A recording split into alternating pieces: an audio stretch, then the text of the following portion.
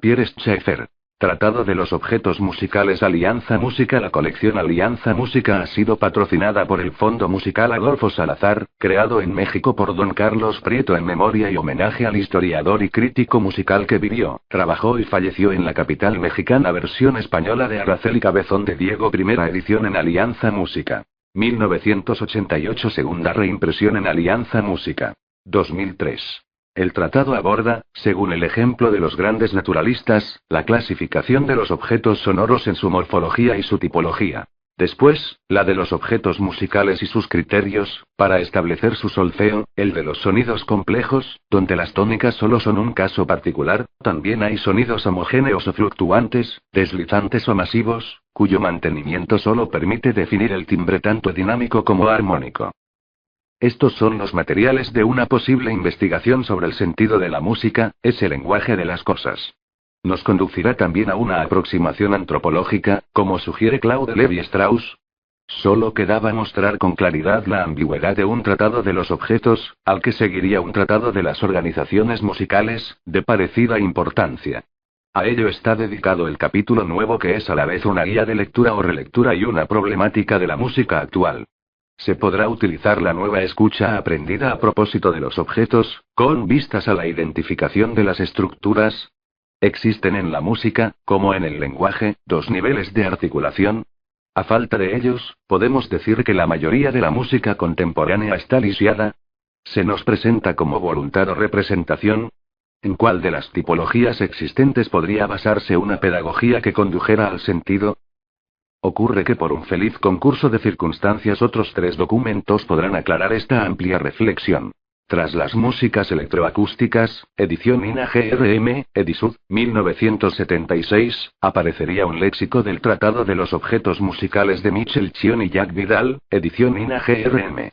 Además de las obras aparecidas, estudios de ruido, sinfonía para un hombre solo, estudios de objetos, fonograma anuncia para dentro de poco la prensa de una obra reciente, el triángulo fértil, último desafío que el padre de la música concreta lanza a la electrónica.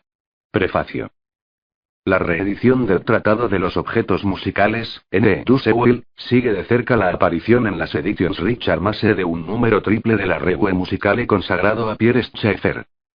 Nuevos lectores podrán así descubrir el tratado completado por un postfacio que aborda, 10 años después, la investigación musical tal como la concibe actualmente el autor.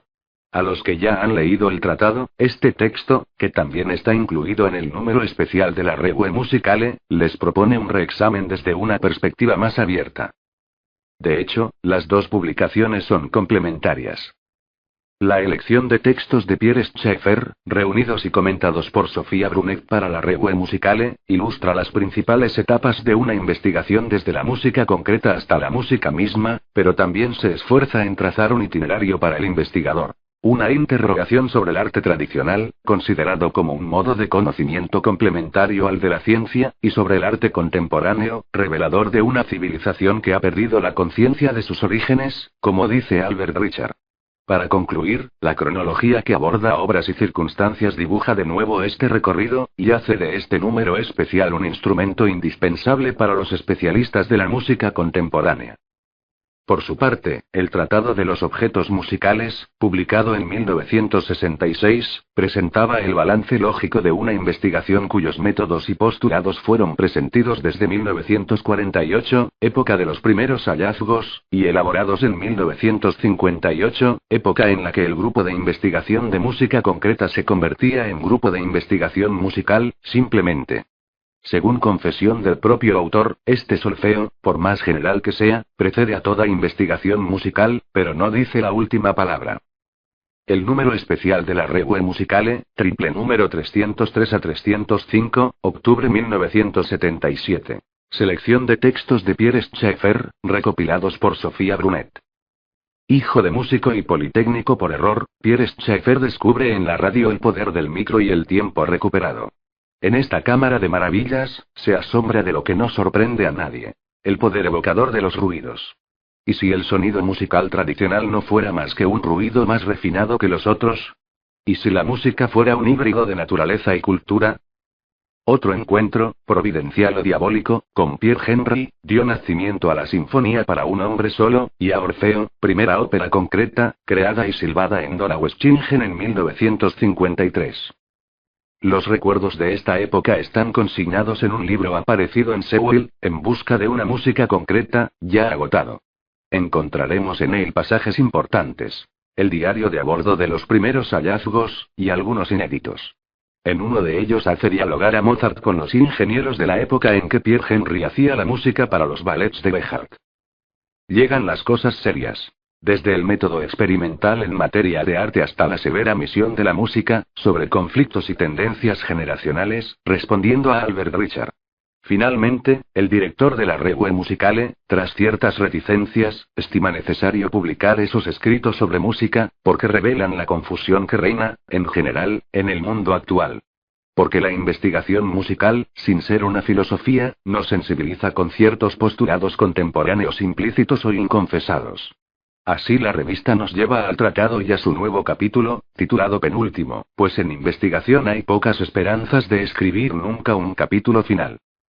El Tratado de los Objetos Musicales, aparecido en Seúl hace 10 años, intentaba dar cuenta de las leyes generales de la percepción sonora y de los caracteres y valores del objeto musical, unidad elemental de toda articulación expresiva. Una primera observación sobre el hacer y el oír nos revela el circuito de comunicación que une el oído a la digitación del virtuoso, y el compositor a los amantes de su música, en un grupo social.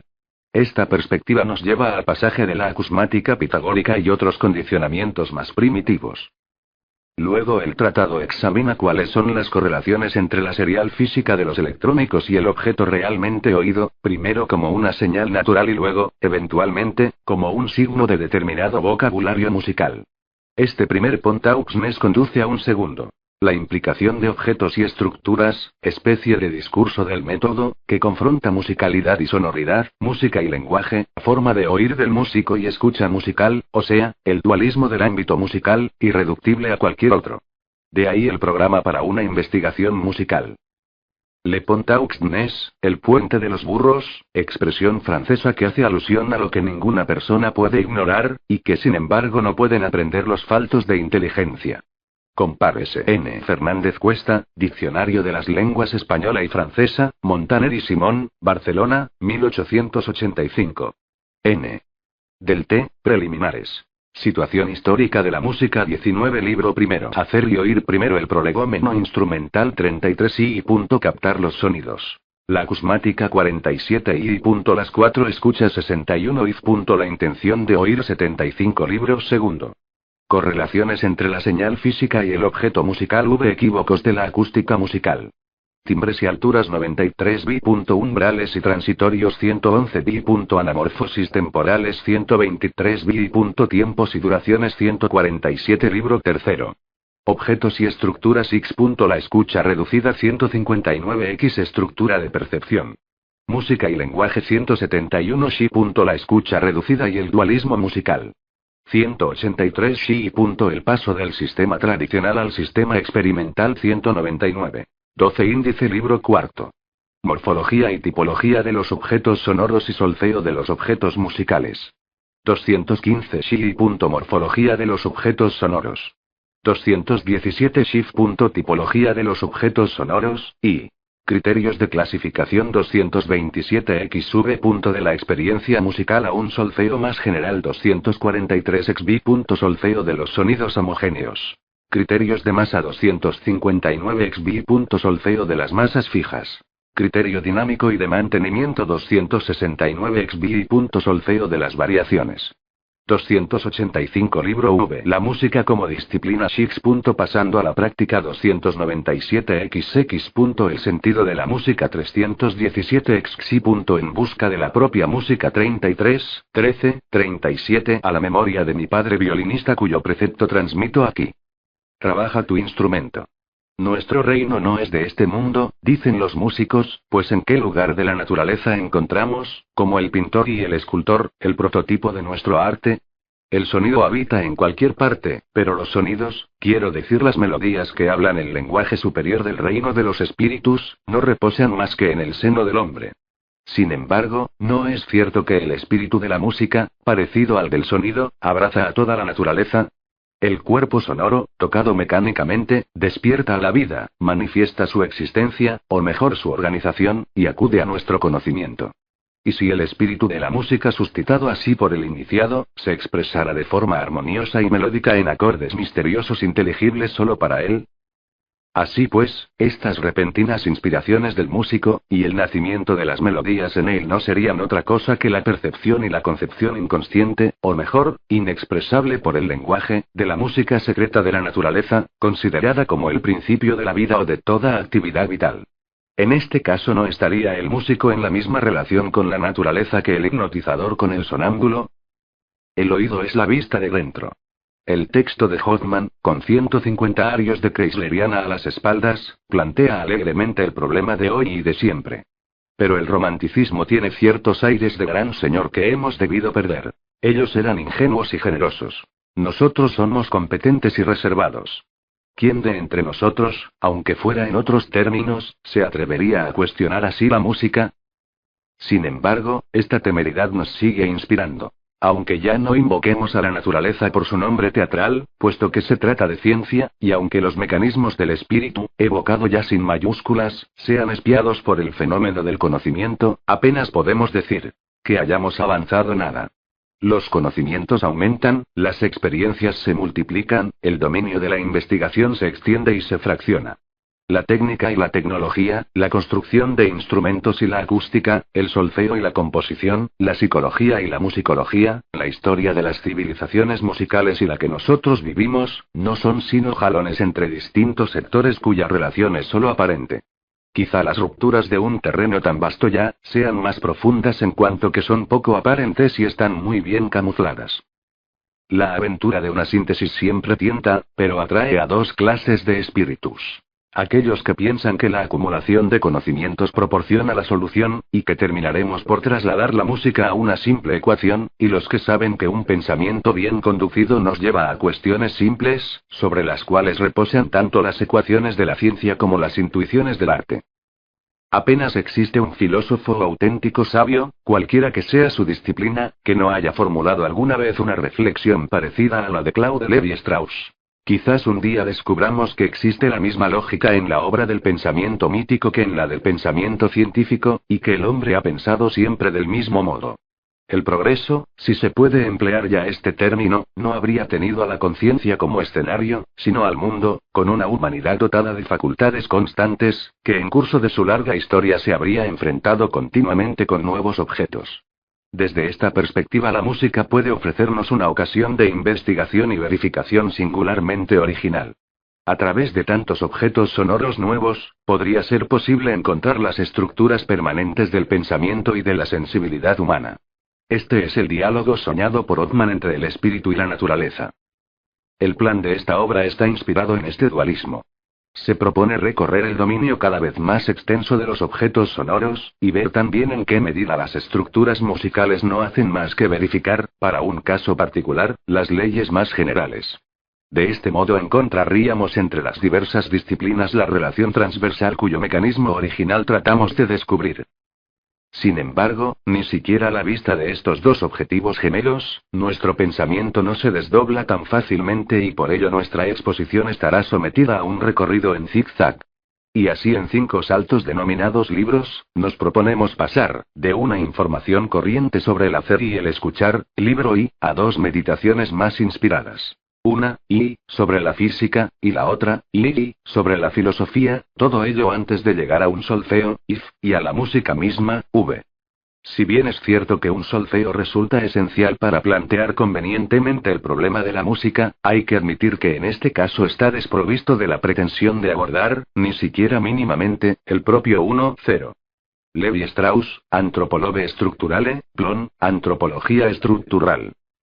Arte de componer. Si el lector músico se precipita sobre la morfología del hecho sonoro y el solfeo, libro cuarto, puede sin duda recorrer más rápidamente los libros segundo y tercero, aunque solo sea para asegurarse las bases que tendrán su aplicación en los libros finales. Quizás incluso juzgue que merecen una vuelta atrás. En cuanto al último libro, diremos que no es de la misma pasta que los demás. El autor confiesa haberse permitido aquí un testimonio más personal. Pero no por ello dejará de pedir al lector que le acompañe hasta el fin de sus conclusiones. Y en compensación le pide que no se preocupe y considere sin pasión los libros precedentes. Resumen cerca de una veintena de años de trabajo avalados por la experiencia. Cuando se persigue durante años una investigación fundamental que desde muchos puntos de vista se presenta como una disciplina original, nunca se encuentra el momento de presentar el balance en público. Aun con un punto de partida fecundo y un método coherente, lo que se descubre sobre todo, etapa tras etapa, es lo mucho que ignoramos y lo desmedida que es esta empresa de descubrimiento. Pero, en ese caso, nunca tendríamos una razón para publicar, y caeríamos en una postura absolutamente contraria a nuestro método, que postula una investigación colectiva. Esta es la razón que nos mueve. Este libro, fruto de un trabajo en equipo, constituye una fuente de información indispensable, tanto para los que quieran utilizar nuestro trabajo como para los que quieran refutarlo. El esfuerzo de síntesis que representa es sobre todo responsabilidad del autor, pero reposa también en la colaboración de todo un grupo. Desde el principio de esta investigación original, en 1950, la imaginación técnica corrió a cargo de Jack Poullin y Francis Coupigny, mientras que la experiencia musical constituyó una reacción en cadena que tuvo sus eslabones principales en Pierre Henry, Luc Ferrari y Francois Baile. Más recientemente Guy Reibel y Enrico Chiaruzzi aportaron una contribución documental y experimental en el terreno de la acústica. Finalmente, la preocupación por la redacción ha sido compartida con Pierre Janin y Sophie Brunet, reconocimiento que se queda corto, sobre todo para esta última. A todos ellos dirijo ahora mi más vivo agradecimiento. El mismo equipo se vinculó también a un trabajo complementario. Se trata de la necesaria contrapartida sonora de lo expuesto, del indispensable ofrecimiento de escucha, única fórmula que proporciona al lector el medio el paso de las nociones a las percepciones. Compárese. Discos GRM. Solfeo del objeto sonoro.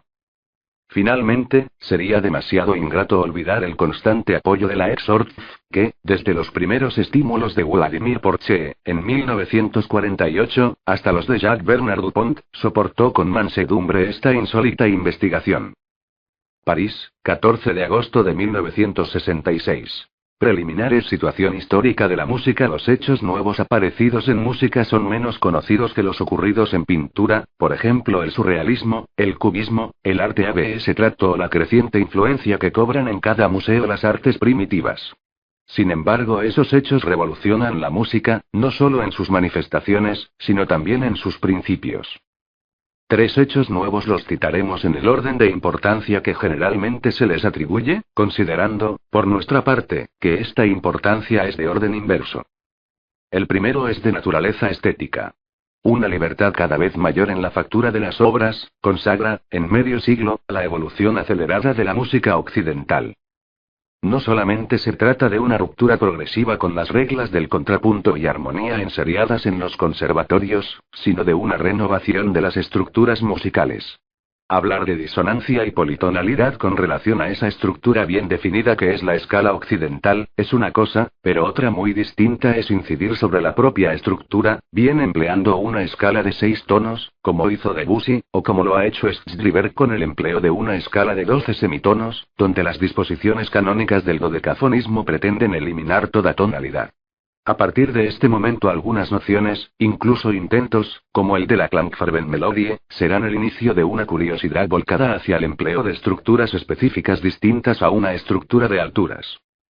1. Literalmente, melodía de timbres, que consiste en una sucesión de sonidos de la misma altura, pero con timbres diferentes. 20. Pierre Schaeffer. El segundo hecho es la aparición de técnicas nuevas, ya que las ideas musicales son prisioneras, más de lo que creemos, del utillaje musical, así como las ideas científicas lo son de sus dispositivos experimentales. En efecto, 2 modos insólitos de producción sonora, conocidos bajo los nombres de música concreta y música electrónica, nacieron casi en el mismo momento, 1945 y 1950, respectivamente, y a ellos se vino a unir enseguida un poderoso auxiliar: el ordenador. Durante más de 12 años estas tentativas se han opuesto entre sí antes de revelar ciertos aspectos complementarios. La música concreta pretendía componer obras con sonidos de cualquier origen, especialmente los que se llaman ruidos, juiciosamente escogidos, y reunidos después mediante técnicas electroacústicas de montaje y mezcla de las grabaciones. Inversamente, la música electroacústica pretendía efectuar la síntesis de cualquier sonido, sin pasar por la fase acústica, combinando, gracias a la electrónica, sus componentes analíticos que, según los físicos, se reducen a frecuencias puras dosificadas en intensidad que evolucionan en función del tiempo. Así se afirmaba con fuerza la idea de que todo sonido era reductible a 3 parámetros físicos, 2 cuya síntesis, posible a partir de entonces gracias al ordenador, podría hacer inútil en un plazo de tiempo más o menos largo, cualquier otro recurso instrumental, ya fuera tradicional o concreto. Tanto en un caso como en otro, las obras creadas a partir de estos nuevos medios ofrecidos por las técnicas electroacústicas, o puramente electrónicas, quedaban curiosamente marcadas por una estética particular. Estas dos clases de música, si podemos nombrarlas así provisionalmente, presentaban, obviando problemas de estética, inquietantes anomalías. La una no se escribía y la otra se cifraba. Bien por defecto o por exceso hacían algo más que contradecir la notación tradicional. Se pasaban. Una tenía que renunciar ante un material sonoro cuya variedad y complejidad escapaban a todo esfuerzo de transcripción.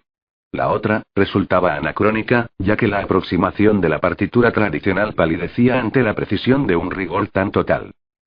El tercer hecho concierne a una realidad muy antigua, en vías de desaparecer de la superficie del globo. Se trata de los vestigios de civilizaciones y geografías musicales distintas a la occidental. Este hecho no parece haber tenido aún para nuestros contemporáneos la importancia que merece. La etnología se ha ligado y se ha referido en primer lugar a su propio objeto, más que al fenómeno musical que sus descubrimientos podían iluminar. Y los musicólogos, salvo excepciones, no parecen preparados para descifrar estos lenguajes que debían proporcionarnos las llaves de un verdadero universalismo musical. 2. La frecuencia medida en hercios, hercio. La intensidad medida en decibelios, dB. El tiempo, medido en segundos, s, o milisegundos, ms. Tratado de los objetos musicales 21. Los musicólogos, confiados en su propio sistema, se han dedicado a reducir los lenguajes primitivos o exóticos, a las nociones y términos de la música occidental. Y no es sorprendente que la necesidad de una vuelta a las fuentes auténticas haya sido precisamente afirmada por los músicos más modernistas, los de la música concreta en particular, que se encontraban forzados por su propia experiencia a poner seriamente en duda el valor de ese mismo sistema. Los 3 impases de la musicología. Uno de estos impases es el de las nociones musicales. Las músicas más aventuradas de la época, al igual que las más primitivas, ya no solo niegan la escala y la tonalidad, sino la primera de las nociones. La de nota musical, arquetipo del objeto musical, fundamento de toda notación, elemento de toda estructura melódica o rítmica. Porque ningún solfeo y ninguna armonía, aunque sea atonal, puede dar cuenta de cierta clase de objetos musicales, especialmente de los utilizados por la mayoría de las músicas africanas o asiáticas. El segundo impasse es el de las fuentes instrumentales. Cualquiera que sea la tendencia de los musicólogos para encuadrar en nuestras normas los instrumentos arcaicos o exóticos, se encuentran bruscamente desarmados ante las nuevas fuentes de sonidos concretos o electrónicos que, oh sorpresa, hicieron alguna vez buena pareja con los instrumentos africanos o asiáticos. Más inquietante aún sería la eventual desaparición de la ejecución instrumental. Asistiremos a la desaparición de la orquesta y del director de orquesta, a punto de ser reemplazados por bandas magnéticas y altavoces. El tercer impasse es el del comentario estético. En su conjunto, la abundante literatura consagrada a las sonatas, cuartetos y sinfonías suena a hueco. Solo la costumbre puede enmascarar la pobreza y el carácter inconexo de estos análisis. Si descartamos toda clase de consideraciones complacientes sobre los estados de ánimo del compositor o los del exégeta, nos quedamos reducidos a la más seca enumeración, en términos de tecnología musical, de sus procedimientos de fabricación, o, en el mejor de los casos, al estudio de su sintaxis. Pero no hay verdadera explicación del texto. Quizás no haya motivo para asombrarse. Quizás la buena música, al ser ella misma un lenguaje, y un lenguaje específico, escape radicalmente a toda descripción y a toda explicación por medio de palabras. Pero, en suma, más nos valdría confesar que no sabemos gran cosa de la música. La música a priori en los momentos de crisis, que nos hacen dudar a la vez de las nociones recibidas y de nosotros mismos por haberlas recibido anteriormente. 22 Resulta una reacción natural volverse hacia la ciencia, y en particular hacia las más prestigiosas del momento: las matemáticas y las ciencias físicas. Así se podría explicar históricamente la importancia de la tendencia doctrinal, que desde hace años busca afanosamente en ellas un modelo y un apoyo. A partir de la música serial, cuyas reglas ya se formulaban como un álgebra, se han elaborado músicas a priori en las que la preocupación dominante parece ser el rigor intelectual, con un total dominio de la inteligencia abstracta sobre la subjetividad del autor y sobre el material sonoro. Además es la ciencia, concretamente la acústica, la que debería garantizar una rigurosa correspondencia entre la construcción sonora y la construcción intelectual. Dado que nadie duda de que las nociones musicales son reductibles a las definiciones de la acústica, preferiremos estas a aquellas, más contingentes y aproximativas. El material electrónico ha permitido al compositor, como hemos visto, familiarizarse con la noción de parámetro, y con el cálculo de la variación de todo fenómeno sonoro en función de estos parámetros. De esta manera hemos asistido al nacimiento de obras incontestablemente nuevas, e interesantes bajo este punto de vista, pero muy decepcionantes en otros planos y de dudosa supervivencia. Puede ocurrir que nuestro oído se haga a ellas, ya conocemos el asombroso poder de adaptación del oído musical, o que no se haga, y que todas estas obras, independientemente de sus cualidades intrínsecas, jamás lleguen a constituir un lenguaje inteligible. Habrá que remitirse a la posteridad para confirmar a toda una generación en lo que deben ser su vida y su obra. El riesgo es honorable, pero lo que está en juego es grande. ¿No sería posible ver algo más claro si analizamos los dos postulados sobre los que reposa todo el sentido de tal empresa? El primero no es el peor. Una música rigurosamente construida debe ser inteligible. Solo se oponen a ello nuestros hábitos y nuestra obstinación en conducirla a un lenguaje tradicional. Pero ¿dónde se aplican los cálculos que deberían garantizarnos la rigurosa coherencia de la construcción? Ya lo hemos visto. Al sonido tal y como lo definen y miden los técnicos en acústica. ¿Y es esto lo que nosotros oímos? De este segundo postulado depende evidentemente el valor del primero. Si en efecto nuestro oído funciona como un receptor acústico, existirá la posibilidad de que una música elaborada según estos parámetros, llegue a serle accesible algún día. Pero ¿y si no es así? Si estas obras intelectual y acústicamente irreprochables no se dirigiesen en realidad más que a un oído teórico que jamás será el nuestro, entonces ¿no resultaría absurda la apuesta?